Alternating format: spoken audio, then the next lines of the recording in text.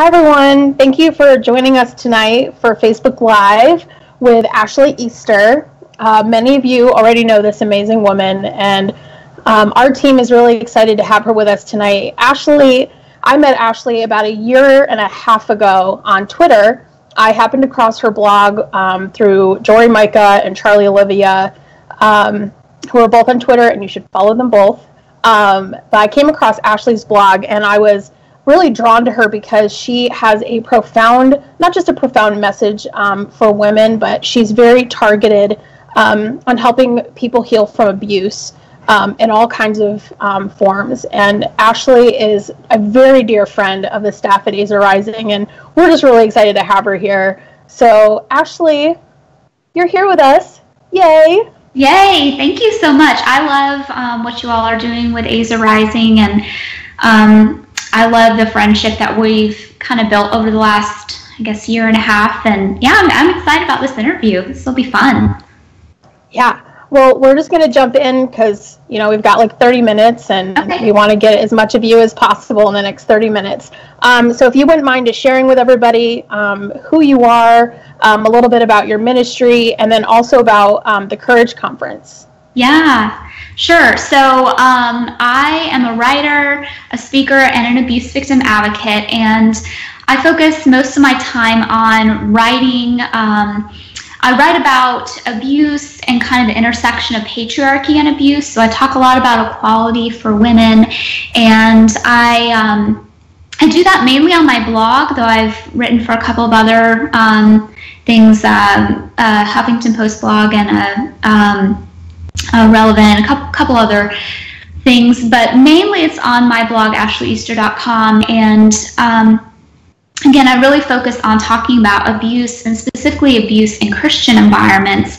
And I'm also doing the Courage Conference, which is an event for survivors of abuse, and it's again targeted for people who experienced abuse in church contexts. And really, it's just this event where I, as an abuse survivor, found that I was connecting with other abuse survivors through my blog, and they were telling me similar things. They were telling me that they'd experienced abuse in the church, or they'd gone to the church and churches had not given them a good response. They'd covered it up, or they did not give them proper advice, and they're really feeling alone. And some people were still in the church but kind of nervous about it. Some people aren't in the church anymore and just really saying, I still love Jesus, but church hasn't been a safe place for me.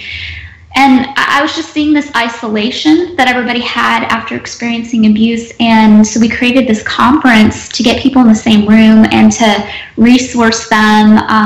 We have different experts talking about the subject of abuse. We have law experts and victim advocates and mental health professionals, and then of course survivors sharing their stories.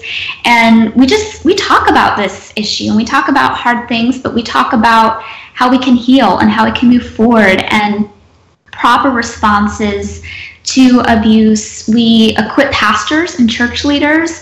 We resource advocates, and we have like this network of resources from all over the country, and then where we're doing it, the local venues. Last year it was in Virginia. This year it's in Raleigh, North Carolina. And we also have an online live option for those who can't come or don't feel comfortable coming to the event in person. You can just watch it from your computer and your pajamas if you want to, but all that information is at thecourageconference.com. And yeah, we're really excited. I think it's going to be a great event. Yeah, we're really excited about the event too, and Ashley will be giving away a free ticket to view the conference online to someone in our viewing audience tonight. So if you would like to be included in that drawing, please comment your name in the comments, because we want to make sure that someone who gets a ticket wants one and is going to use it. So please comment that you would like to be entered into the drawing to win a online ticket for the conference. And if you are someone who is not safe or free to engage on the page, that's totally okay. Feel free to message us privately and let us know that you'd like your name entered, and we'll make sure that you get it included in that. I want to talk a little bit with Ashley just about how she is very passionate about advocating for victims of abuse. And one thing that I personally love about Ashley is she, I mean, I could just say all the good things, because Ashley, you're one of the most beautiful people I know. Like, you're just one of the most beautiful people, and you carry this extravagant gift for connecting with people and supporting victims. And one thing I love about you is that you are just a completely safe place for people. And so, yeah, I don't know. So if you can make it to the Courage Conference, or at least buy a ticket for the online thing, I totally recommend it. We're going to talk a little bit about abuse in the church. That's a bit of a touchy subject. You know, a lot of churches, we pretend it doesn't happen. We just don't talk about it.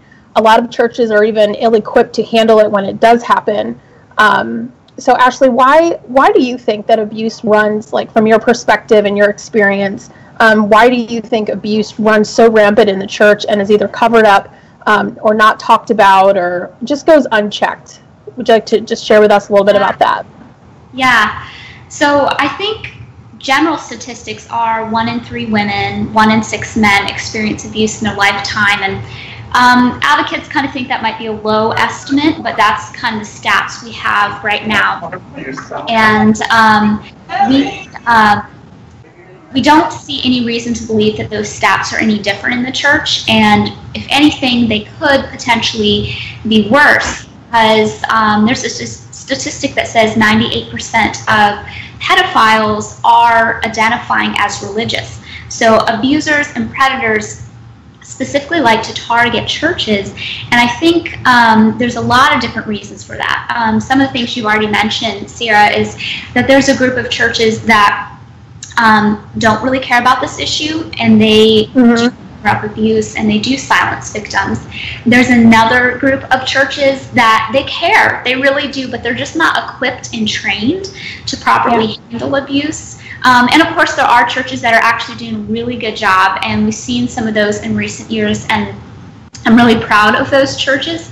But I think abusers and predators know that the church, by and large, hasn't handled this issue well. You don't have to look far. You can look at the Catholic Church and see a lot of the issues there. But if you look into evangelical church, experts like Boz Tchividjian are saying that it's just as bad, if not worse. And so I think there are particular vulnerabilities. Predators actually target these spaces because they know these vulnerabilities. And some of those would be different structures that we have in the church. There's a lot of places for people to have leadership and be revered in the church, and predators often have big egos.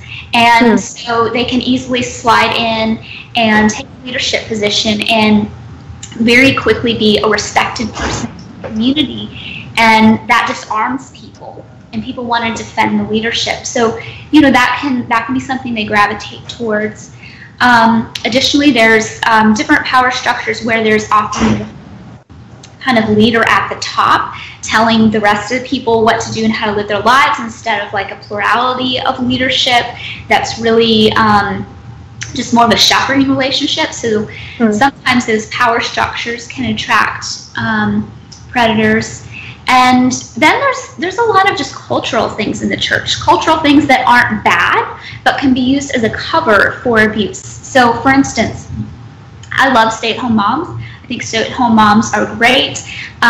You know, there's a probability that I will be some type of stay-at-home mom in my life.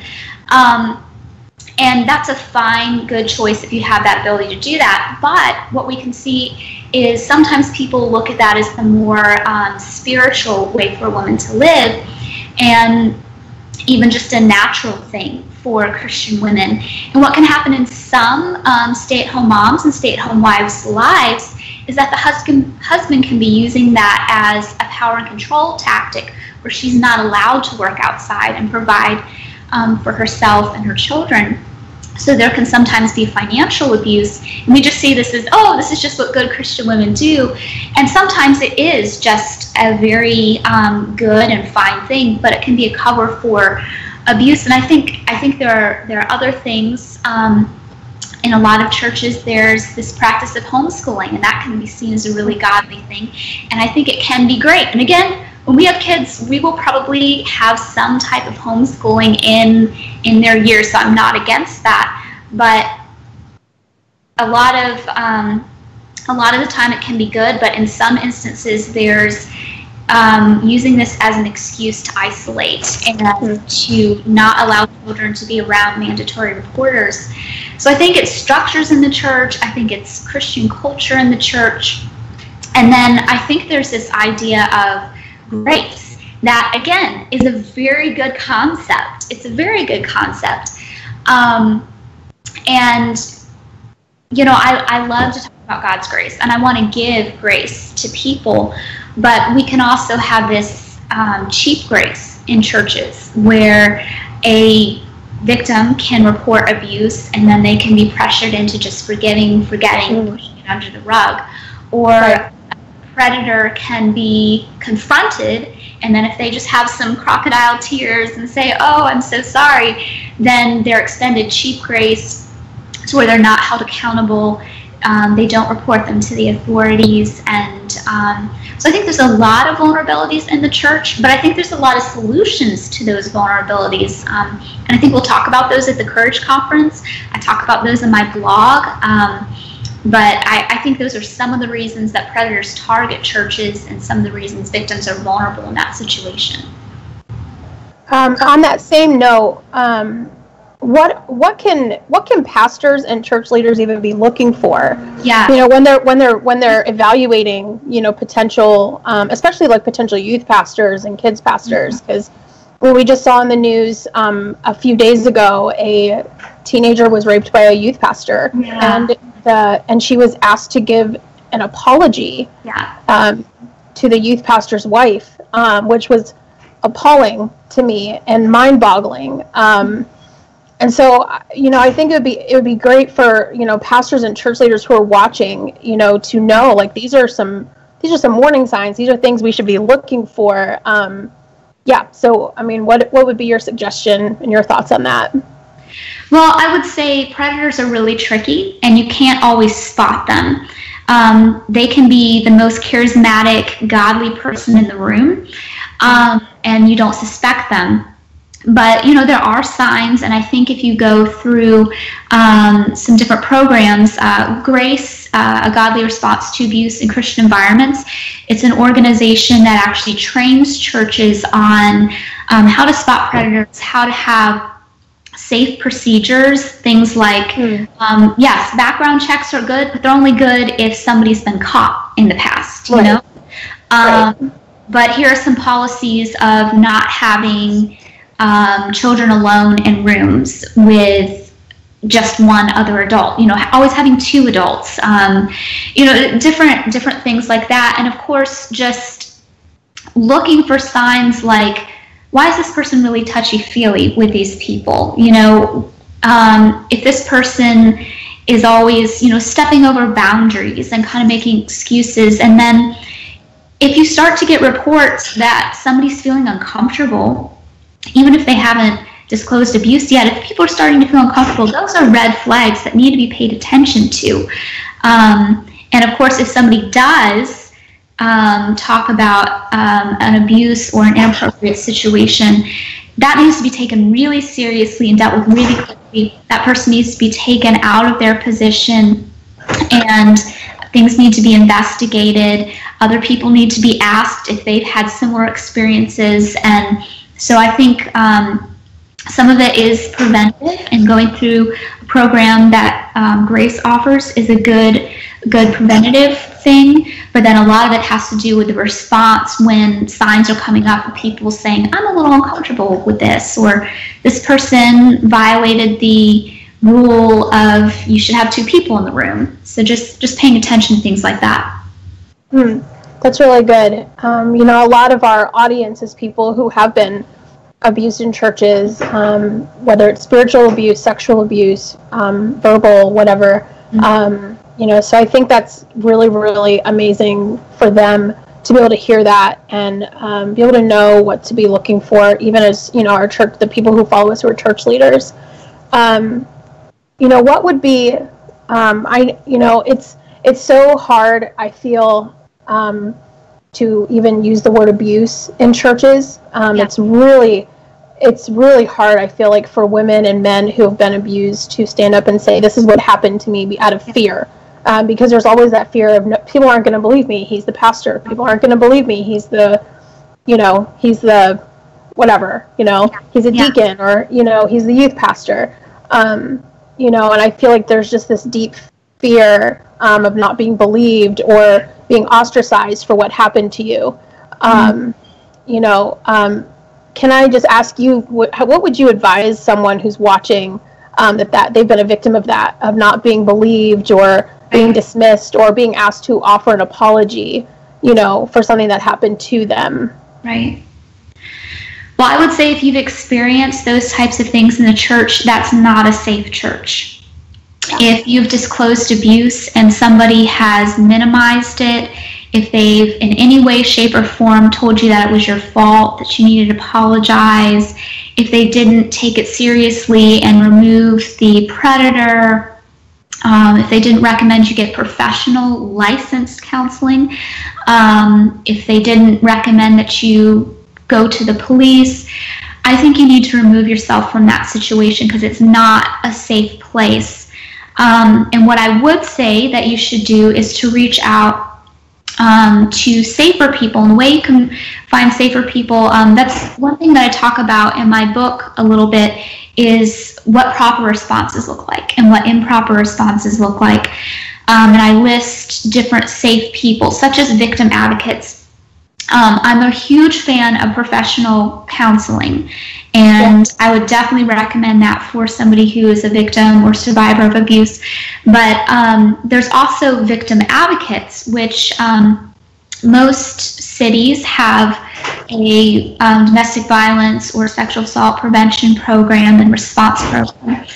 And you can reach out to them, and they often have 24/7 hotlines where you can talk to them about what you're experiencing, and they're trained to act and speak and respond with compassion and empathy and connect you with good healing resources.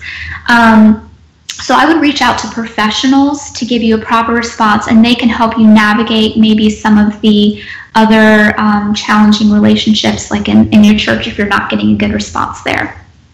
Awesome. Thank you.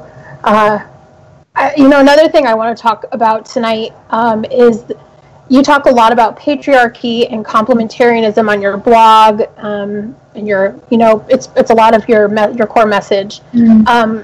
Can you take a minute and just define that for people who aren't used to these terms? I'm constantly meeting people who are like, "What in the world is complementarianism?" What's a patriarchy? So if you could just take a second and just define that, for everybody. Sure. So patriarchy, and you can look up the definition in like the Merriam-Webster dictionary, but basically it is when men have rule over a family or a group of people. So that could be, in the nuclear family or in, a church setting or organization, when they have the power and control in the relationship or organization, and their power and control is over women and children.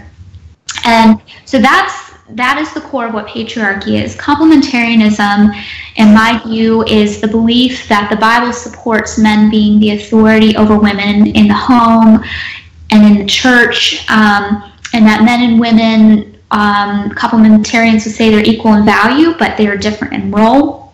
And I don't think that really works out so well, because if your equal role is to be subordinate to somebody, that's really not equal value. Yeah. But complementarianism, that theology of men being in power and control over women, is a form of patriarchy, and it's just kind of a theological term for it. Abuse interestingly enough, is if you look at different studies, and I have some articles about this on my blog, abuse is always motivated by a lust for power and control. So, for instance, when an abuser is yelling at a victim, that's not because they primarily have anger issues. It's because they're trying to enact power and control over the victim. Mm-hmm. If an abuser is using the silent treatment and emotional abuse on the victim, it's not because they have bad communication skills, though that may also be true. It's motivated out of a lust for power and control, trying to make the victim submissive. Sexual abuse, it's not about, it's really not about sexual attraction. Again, that could be present, but if it was just sexual attraction, they would have sex with a consenting adult. If they're forcing it, it's about power and control. So abuse is always motivated out of a lust for power and control. And patriarchy is a system of power and control. So it's my feeling and my belief that patriarchy is a system of abuse.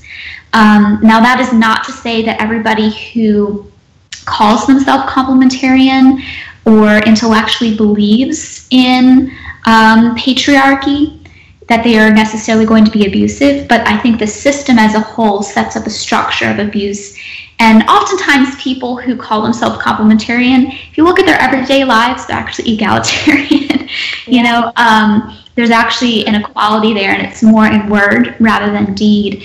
But that's why I feel it's really important to talk about patriarchy as it intersects with abuse, because these power and control structures in the home and in the church can excuse abuse and even be abuse themselves. And experts in the domestic violence prevention world, they talk about the way to neutralize abuse is to instate equality.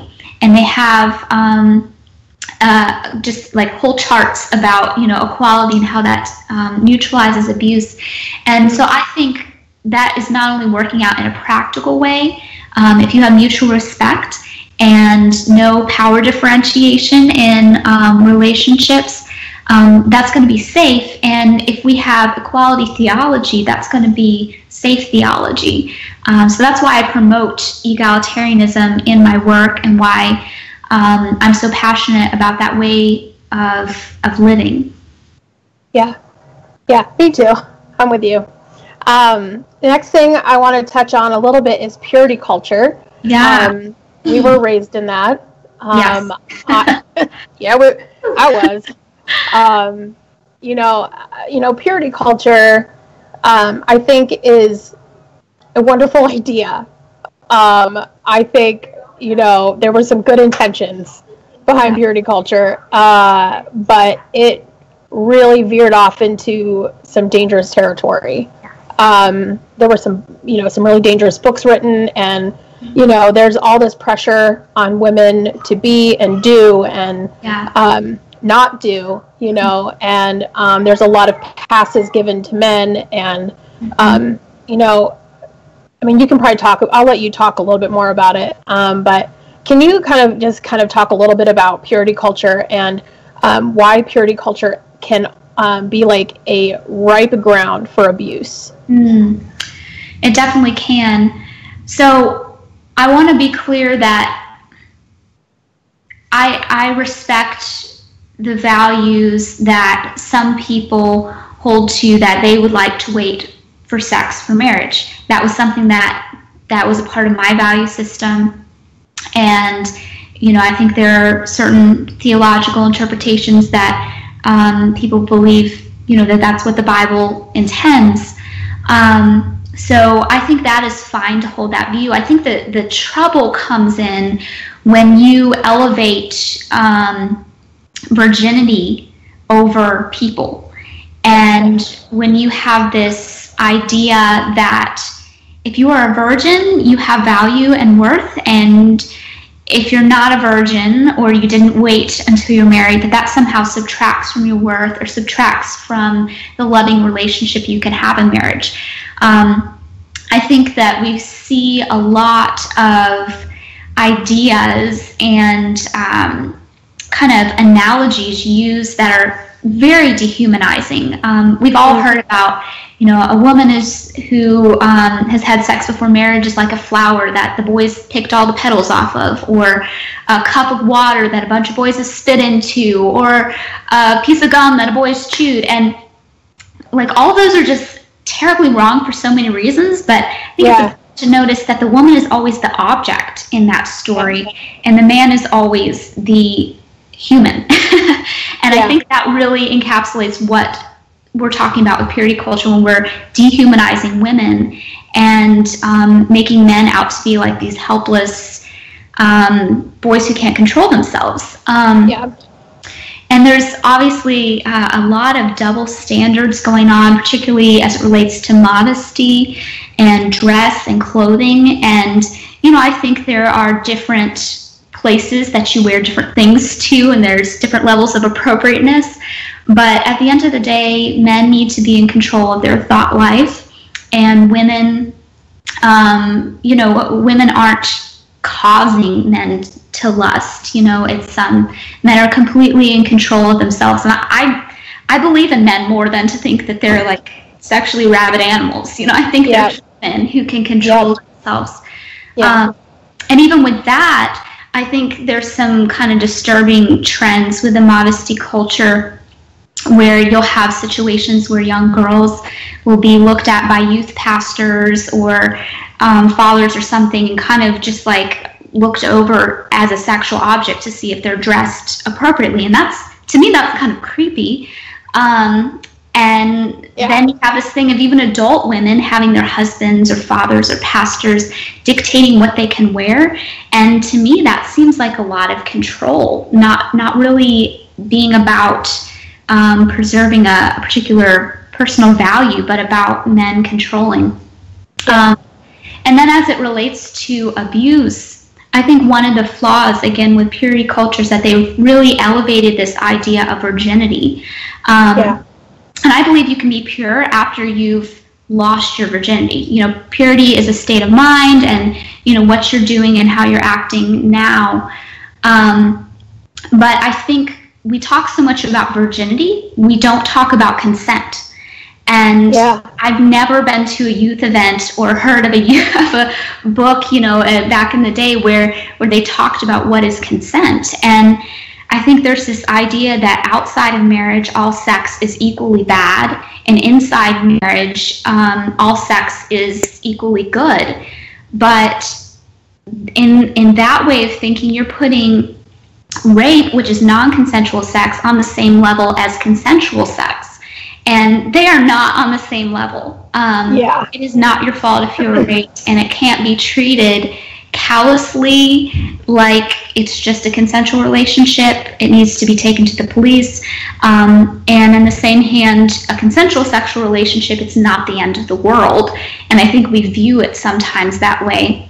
And then in marriage, people are like, oh, well, once you get married, no problem. We don't need to talk about consent then. But consent is actually a big deal in marriage, too. If you're in a loving relationship, both people need to be into sex, and both people need to be active and wanting this for it to be okay. There needs to be consent in marriage. Saying I do at the altar is not saying yes to sex for the rest of your marriage. It needs to continuously be we both want this kind of thing, because I've seen a lot of women recently who have been told, well, as long as it's in marriage, it's okay. So there's no such thing as marital rape, and that's actually not true. Marital rape is a thing, and it's, again, not something that purity culture has addressed. So I think there's a lot of power and control issues in the purity culture, and I think we've definitely overlooked consent for unmarried and married people, and I think we really need to have some conversations about healthy sexuality in the church. Yeah, I agree. My best friend and I talk about this all the time, and there is such a disconnect, I feel like, with purity culture in the church, that we're, teaching young girls that their value is wrapped up in virginity, and that their value is wrapped up in how little skin they show, how short their shorts are, how low their top is, and we victim blame, when bad things happen to them, well, you shouldn't have worn that skirt, or, you shouldn't have worn, that shirt, and, I love what you said, that you respect men enough to know that they're not rabid sexual creatures. Mm-hmm. I love that, because I feel the same way. I feel like men deserve my respect, and I don't look at men and go, oh, dear God, here's another man who can't control himself. Like, a fruit of the Spirit is self-control. Exactly. So, and we all have access to that. So there's that. Anyways, we can move on, because I can go on about purity culture forever. Definitely part 2. Yeah, maybe that'll be we'll plan a second interview and just talk purity culture. Because I bet there's probably a lot of women, millennials who were raised in when purity culture was like the thing. We went to ceremonies and got rings, and attended teachings where we were bashed over the head, with the importance of virginity and modesty. And so I think we'll have you back to just do a whole session on purity culture. The last thing I want to talk about before we close out here is your new book. Yeah. I'm so excited about, because I got to read it, and I'm not one of those people who's like, oh, you're so young, but you're what, 23, 24? 25. Whatever. You're 25. You are just,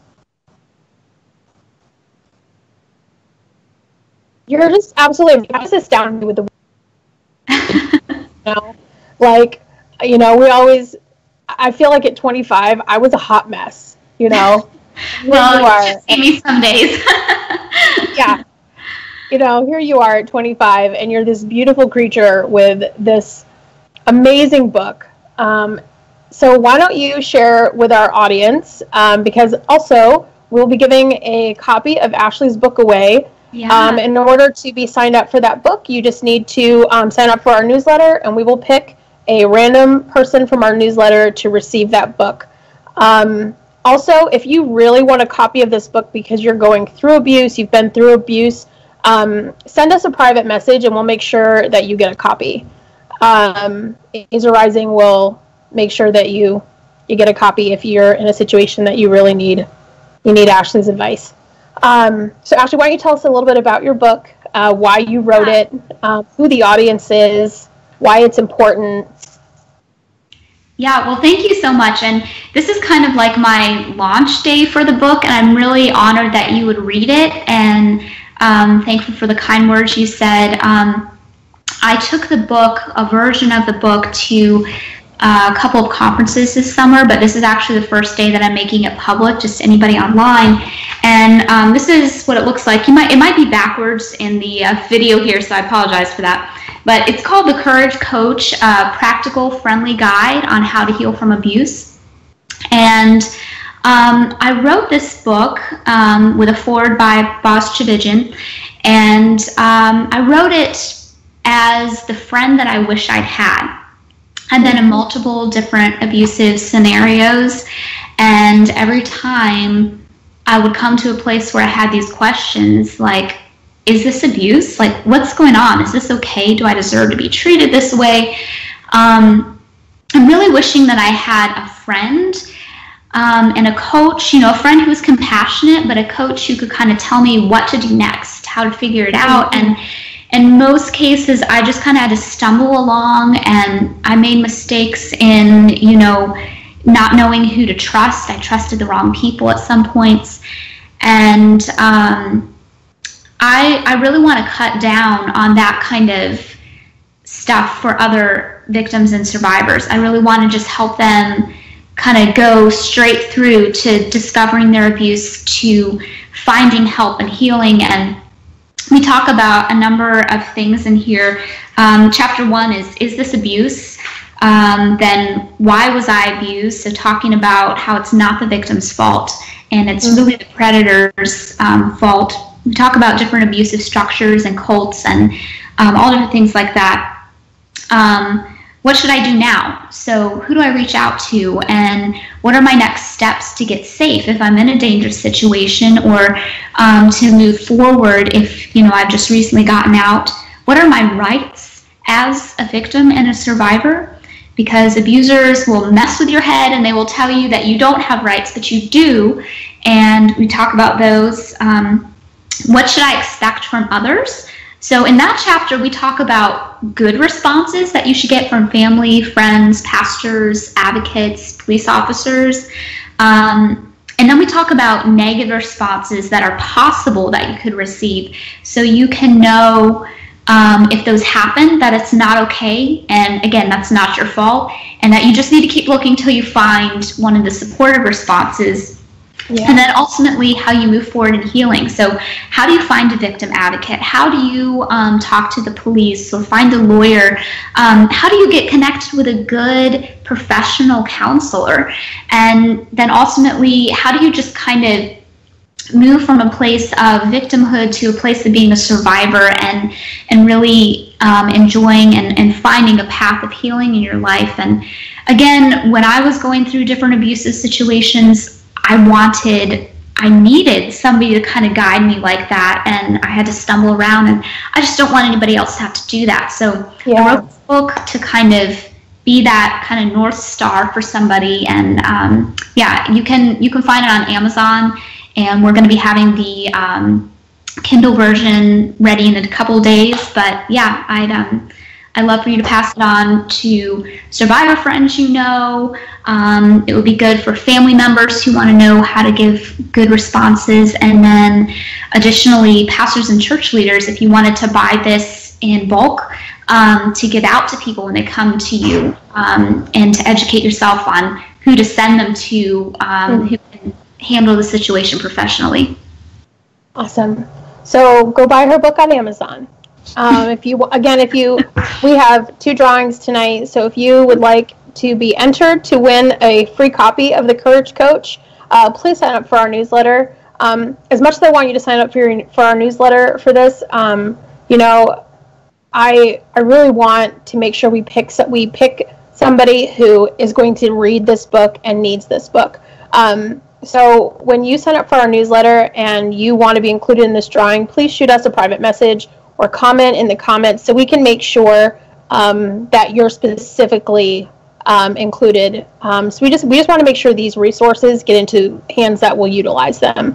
Again, the other drawing is for the Courage Conference. Ashley has a free ticket to give away to someone. So again, in order to be included in that, please drop a comment in the comment section and let us know that you would like to be entered for that, so that we know to make sure that we give it to somebody who's going to use it, unless you want to, give it as a gift to somebody that you know will use it.